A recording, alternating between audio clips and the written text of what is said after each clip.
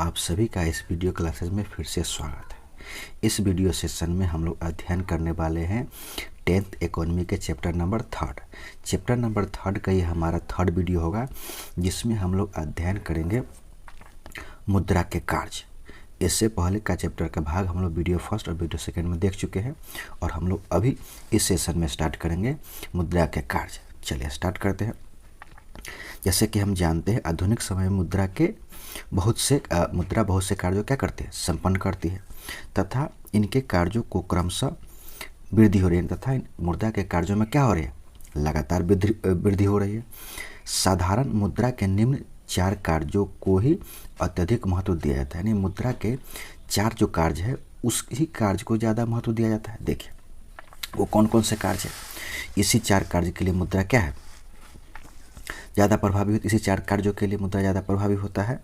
वे है विनिमय का माध्यम यानी व्यापार का माध्यम, लेन देन का माध्यम, मूल्य का मापन यानी किसी चीज़ का मूल्य क्या है उसको मापने के लिए, ये जो हम लोग पेंसिल लिए हुए उसका मूल्य क्या है ये मापने के लिए, बुक है उसका क्या मूल्य है इसी को मापने के लिए। इसी प्रकार से बहुत सारी वस्तुओं को क्या मापने के लिए, मूल्य मापने के लिए सब किसका उपयोग होता है, मुद्रा का उपयोग होता है। और विलंबित भुगतान के रूप में यानी आगे आने वाले समय में जो पैसा आपका बच गया है वो क्या करेंगे, उसका हम भुगतान करेंगे। तो इस सब के लिए किसका किया जाता है, मुद्रा का मापन के लिए। और मूल्य का संचय यानी किसी चीज़ के मूल्य को क्या करने के लिए, संग्रह करने के लिए मुद्रा का ही उपयोग किया जाता है। देखिए मुद्रा के इन 4 कार्यों को प्रायः अंग्रेजी की एक कविता द्वारा निम्न प्रकार से व्यक्त किया जाता है। जैसे कह रहा है money is a matter of function for a medium measure a standard a store. अब देखिए उसे हिंदी में भी लिखा है, मुद्रा के है 4 कार्य महान, माध्यम, मापन, संचय, भुगतान। इसी 4 कार्य के लिए क्या करते हैं, मुद्रा का उपयोग करते हैं। देखिए अब कह रहा है लेकिन आजकल अर्थशास्त्रियों द्वारा मुद्रा के और भी बहुत से कार्य बताए गए हैं। संक्षेप में मुद्रा के कुछ प्रमुख कार्य निम्नलिखित। अब इसको हम अध्ययन करते हैं, यानी मुद्रा के यही 4 जो कार्य हम लोग पीछे पढ़े उसको बारी बारी से क्या करेंगे और अच्छे से अध्ययन करते हैं। फर्स्ट, विनिमय का माध्यम, मीडियम ऑफ एक्सचेंज। मुद्रा विनिमय का एक क्या है, माध्यम यानी व्यापार का एक माध्यम है। क्रय तथा विक्रय दोनों में ही मुद्रा मुद्रा मध्यस्थ का कार्य करती है, यानी किसी चीज़ का क्रय करने के लिए यानी किसी चीज़ के सामान को खरीदने के लिए, किसी चीज़ के बिक्री करने के लिए मुद्रा क्या कार्य करती है, उसके माध्यम का क्या कार्य करते हैं। जैसे देखिए मुद्रा के आविष्कार के कारण अब आवश्यकताओं के दोहरे सहयोग के अभाव की कठिनाई उत्पन्न नहीं होती। हम लोग पीछे वीडियो सेकेंड में हम लोग बहुत गहरा अध्ययन किए हैं आवश्यकताओं के दोहरा सहयोग। अगर आप लोग नहीं देखे तो उस वीडियो को जाकर देखिए, आपको समझ में आ जाए आवश्यकताओं का दोहरा सहयोग क्या होता है।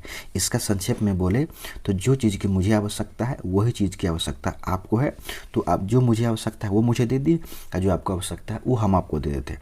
इसी को कहा जाता है दोहरा सहयोग। और बहुत गहरा से अध्ययन करना है तो पीछे वाला वीडियो है चैप्टर नंबर 3 का सेकेंड वीडियो, उसे आप देखिए, ये आपको बहुत आसानी से समझ में आ जाएगा। चलिए तो हम लोग संक्षेप में यहाँ समझे आवश्यकताओं के दोहरा सहयोग। अब समझना है आगे, अब वस्तु या सेवा को बेचकर यानी आवश्यकताओं के दोहरा सहयोग का समय खत्म है। अब क्या होता है, अब कोई भी व्यक्ति किसी वस्तु को बेचकर या अपनी सेवा को बेचकर, मान लीजिए कोई ये पेंसिल बनाने वाली कंपनी है तो उसने क्या किया, इस पेंसिल को बेच करके यानी वस्तु को बेच करके, या कोई डॉक्टर है तो अपनी सेवा को बेचकर मुद्रा प्राप्त कर लेता है। मान लीजिए पेंसिल बेचने वाली कंपनी प्रतिदिन 5,000 रुपये प्राप्त करती है, छोटी कंपनी है, कुटीर उद्योग है। और कोई एक डॉक्टर है जो अपनी सेवा बेचकर मरीजों का इलाज करके सेवा बेच करके प्रतिदिन 2,000 रुपये कमा लेता है। तो वही उसका 2,000 डॉक्टर का और जो पेंसिल बनाने कंपनी है उसका 5,000 क्या करता है, बेचकर मुद्रा प्राप्त कर लिया। तो मुद्रा प्राप्त की जाती है तथा मुद्रा से अपनी ज़रूरत की अन्य वस्तुएं खरीदी जाती है। यानी जो पेंसिल बनाने वाली कंपनी है वो क्या बेचा, 5,000 रुपये का पेंसिल बेचा, और सेवा बेचने वाला जो डॉक्टर है वो क्या किया, सेवा बेचकर 2,000 रुपये प्राप्त किया, मुद्रा प्राप्त किया।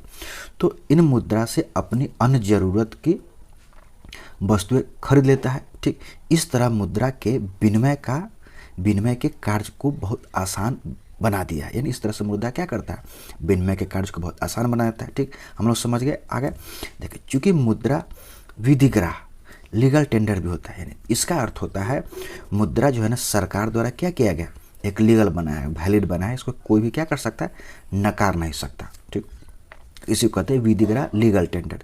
इस प्रकार इसे स्वीकार करने में कोई कठिनाई उत्पन्न नहीं होती। मुद्रा के द्वारा किसी भी समय विनिमय किया जा सकता है। कभी भी आप मुद्रा के द्वारा कुछ भी बेच सकते हैं या कुछ भी क्या कर सकते हैं, खरीद सकते हैं। तो वही कह रहा है जो मुद्रा के द्वारा किसी भी समय विनिमय किया जा सकता है। ठीक, अब अगला हम लोग देखते हैं मूल मापक। सेकेंड, यानी मुद्रा का कार्य क्या है। फर्स्ट हम लोग पढ़ लिए विनिमय के माध्यम, और दूसरा हम लोग को अध्ययन करना है मुद्रा क्या करता है, किसी चीज़ के मूल्य मापता है, यानी इसकी कीमत क्या है। मुद्रा मूल्य का मापक है। मुद्रा के द्वारा वस्तुओं का मूल्यांकन करना सरल हो गया है। यानी कोई भी वस्तु के कितना मूल्य है, किस प्रकार की वस्तु है, इस सब मुद्रा के द्वारा मेजर करना क्या हो गया, मूल्यांकन करना सरल यानी आसान हो गया। वस्तु विनिमय प्रणाली में एक कठिनाई यह थी कि वस्तुओं का सही तौर पर मूल्यांकन नहीं हो पाता था, यानी उसका मूल्य नहीं निकल पाता था। मुद्रा ने इस कठिनाई को दूर कर दिया है। किस वस्तु का कितना मूल्य होगा, इस सब मुद्रा ने क्या कर दिया, बिल्कुल सरल बना दिया है। मुद्रा द्वारा यह पता लगाना सरल हो गया है कि किस वस्तु का क्या है, कितना मूल्य है। क्योंकि प्रत्येक वस्तु को मापने के लिए एक मानदंड होता है। वस्तुओं का मूल्य मापने का मानदंड मुद्रा ही है।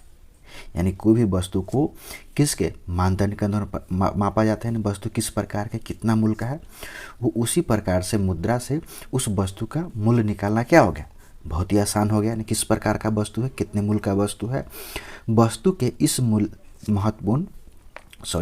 मुद्रा के इस महत्वपूर्ण कार्य के कारण विनिमय करने की सुविधा हो गई है, क्योंकि बिना मूल्यांकन के विनिमय का कार्य उचित रूप से संपादित नहीं हो सकता। इसको इस प्रकार से समझ सकते, जैसे मान लेते हैं वस्तु विनिमय प्रणाली थी और वस्तु विनिमय प्रणाली में किसी को 1 केजी घी देना था और उस व्यक्ति को 1 केजी क्या चाहिए, यानी उस व्यक्ति को आटा चाहिए। मान लेते किसी को घी देना है और किसी को आटा चाहिए, तो यह व्यक्ति किसी व्यक्ति को कितना घी दे और यह व्यक्ति किसी को कितना आटा दे, इसका सॉलिड मापन यानी निर्धारित मानक उपलब्ध नहीं था, जिसे हम कितना घी दे और इसे हम कितना आटा ले अनुमान के अनुसार। अब क्या हो गया, मूल्य निकल के आ गया है। तो मान लेते हैं 1 घी है ना, उसका 600 रुपये केजी है। 1 केजी घी उसका मूल्य क्या है, 1 केजी घी का मूल्य मान लेते हैं 600 रुपये है। ठीक, और आटा का मूल्य मान लेते हैं कितना है, 35 केजी है, 35 रुपये प्रति केजी है। तो उसी के अनुसार अब क्या कर देंगे, डिवाइड कर देंगे। यानी किसी को हम 1 केजी अगर घी देते हैं तो उससे हम कितना ले लेंगे, उसे डिवाइड करके जो मूल्य आएगा उसी के अनुसार उसे हम कितना केजी क्या ले लेंगे, आटा ले लेंगे। तो अब मूल्य के आ जाने के बाद ये विनिमय के कार्य उचित रूप से संपादित होने लगे। यानी वस्तु विनिमय प्रणाली में क्या होता था, मूल्यांकन ही नहीं होता था, तो इसलिए संपादन नहीं हो पाता था सही से। अब क्या आ गया है, अब मूल्य आ गया है, तो किसी भी चीज़ का मूल्य निकाल करके विनिमय का संपादन क्या हो गया, बहुत ही आसान हो गया। ये कितना देना है और कितना वापस लेना है, कितना विक्रय करना है, कितना क्रय करना है, तो सब आसान हो गया वस्तु विनिमय प्रणाली की जगह मुद्रा आने से। देखिए अगला है विलंब भुगतान का मान, यानी मुद्रा का नेक्स्ट कार्य है विलंब भुगतान का मान, स्टैंडर्ड ऑफ डिफरेड पेमेंट। आधुनिक युग में बहुत से आर्थिक कार्य उधार पर होता है। वर्तमान समय में बहुत से आर्थिक कार्य उधार पर होते हैं, यानी अगले 2 दिनों में 4 दिनों में, यानी वायदा कारोबार, यानी अगले 4 दिनों 5 दिनों में क्या कर देंगे, आपका पेमेंट कर देंगे। इसी के आधार पर वर्तमान समय बहुत सारा कार्य होता है। तो मुद्रा विलंब भुगतान का एक सरल साधन बन गया। यानी आप मुझे इस वस्तु दीजिए या आप मुझे सेवा प्रदान कीजिए, अगले 1 हफ्ते में आपको क्या कर देंगे, पेमेंट कर देंगे। तो इसी किसके आधार पर होता है, समुद्रा के आधार पर होता है। इसके द्वारा ऋण के भुगतान में भी काफ़ी सुविधा हो गई। मान लीजिए राम ने श्याम से 1 साल के लिए 100 रुपये उधार लिए। अब इससे और अच्छा समझ में आएगा। अब अवधि समाप्त हो जाने यानी 1 वर्ष पूरा हो जाने पर राम श्याम को 100 रुपये के रूप में 100 रुपये मुद्रा के रूप में वापस कर दे सकता है। इस तरह मुद्रा के रूप में ऋण के भुगतान एवं विलंबित भुगतान की सुविधा हो गई। चूँकि साख अथवा उधार, इसी को कहते हैं क्या, क्रेडिट, आधुनिक व्यवसाय की रीढ़ है। यानी वर्तमान समय में उधार, साख उधार क्या है, इसी के आधार पर मार्केट हमारा चलता है, इकोनॉमी चलता है। अगर ये खत्म हो जाए तो इकोनॉमी क्या हो जाएगा, ठप पड़ जाएगा। और मुद्रा उधार देने तथा लेने के कार्य को काफ़ी सरल बना दिया है। इस तरह की सुविधा वस्तु विनिमय प्रणाली में क्या थी, उपलब्ध नहीं थी। जो उधार लेने की बात जो थी वस्तु विनिमय प्रणाली में क्या था, ये सुविधा उपलब्ध नहीं था। अब अगला है मूल्य का संचय। अब कह रहा है स्टोर ऑफ वैल्यू। मनुष्य भविष्य के लिए कुछ बचा कर रखना चाहता है, या अगर आने वाले समय में क्या कर रहे हैं, हम कुछ बचा करें जिसका क्या करें, हम उपयोग करें। अब वस्तु विनिमय प्रणाली में सिर्फ वस्तु ही था। अगर वो कोई भी वस्तु क्या है, कुछ समय बाद खराब हो जाएगा, जो कुछ समय बाद खराब हो जाएगा तो कोई भी मनुष्य किसी भी चीज़ को कैसे बचा कर रखेगा। अब वर्तमान समय में क्या है, मुद्रा। तो हम जो भी कोई वस्तु है, सेवा है, क्या करते हैं, उसको बेच लेते हैं और उसको विक्रय कर लेते हैं। और विक्रय करने के बाद जो उस वस्तु और सेवा के बदले मुद्रा आती है, उस मुद्रा को बचा कर रखते थे। लेकिन वस्तु विनिमय प्रणाली में इस प्रकार का सुविधा उपलब्ध नहीं थी, क्योंकि हमारे पास सिर्फ क्या था, वस्तु था। और वस्तु क्या होता है, नाशवान वस्तु, यानी कुछ समय बाद क्या हो जाएगा, वो खराब हो जाएगा। ठीक। तो वर्तमान आवश्यकताओं के साथ ही भविष्य की आवश्यकताएं भी महत्वपूर्ण है। इस कारण यह जरूरी है कि भविष्य के लिए कुछ बचा करके रखा जाए। मुद्रा में यह गुण और विशेषता है कि इसे संचित या जमा करके रखी जा सकती है।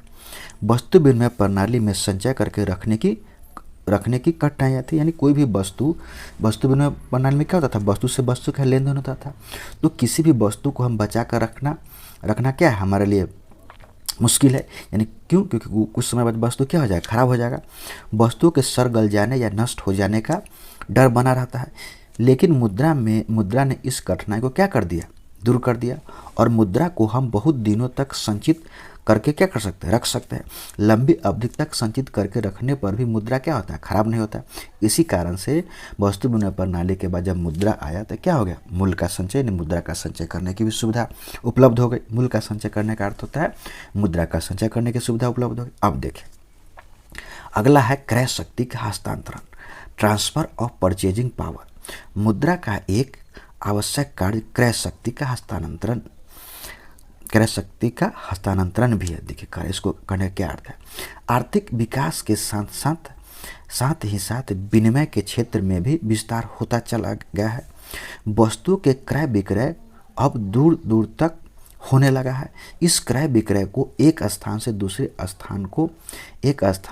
स्थान को हस्तांतरित करने की जरूरत महसूस की गई। चूँकि मुद्रा में समान स्वीकृत गुण क्या होता है, विद्यमान होता है। अतः कोई भी व्यक्ति किसी एक स्थान पर अपनी संपत्ति बेचकर किसी अन्य स्थान पर अपनी संपत्ति खरीद सकता है। ये हुआ क्रय शक्ति का हस्तांतरण। यानी यहाँ हम शक्ति क्या कर दिए, संपत्ति, यानी जो भी संपत्ति वस्तु था वो क्या कर दिया, हम बेच दिए। और उससे मुद्रा जो प्राप्त हुआ वो हम कहीं अन्य जाके वस्तु या संपत्ति क्या खरीद लिए। तो क्रय शक्ति का हस्तांतरण, यानी यहाँ हम बेच दिए, कहीं जाके खरीद लिए। इसके अलावा मुद्रा के ही रूप में धन का लेन देन होता है।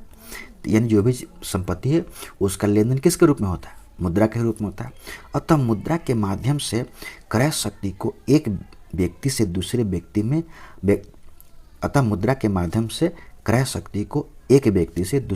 में क्या कर सकते हैं, दूसरे व्यक्ति को हस्तांतरित किया जा सकता है। जैसे मान लीजिए हमारे पास कुछ मुद्रा है, हम वह धन किसी और को दे दिए, तो हम जिसके पास वो धन और मुद्रा दे दिए है तो क्रय शक्ति भी उसी के पास चला जाएगा। जैसे मान लेते हैं एक कंपनी है, कोई कंपनी है और उस कंपनी में कुछ कर्मचारी काम करते हैं। मान लीजिए कुछ 10 कर्मचारी क्या करते हैं, कार्य करते हैं उस पर।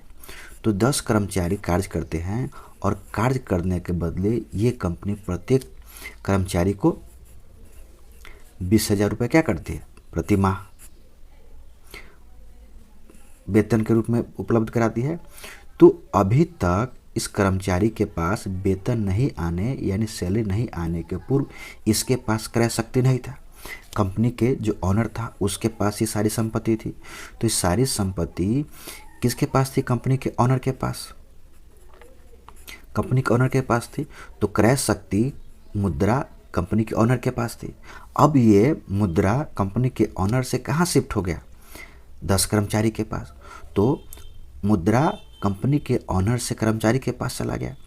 तो अब क्रय शक्ति कंपनी के ऑनर्स के साथ साथ किसके हाथ में चला गया, अब कर्मचारी के पास चला गया। यानी जहाँ जहाँ मुद्रा का हस्तांतरण होगा क्रय शक्ति का भी हस्तांतरण उसी के साथ होता चला जाएगा।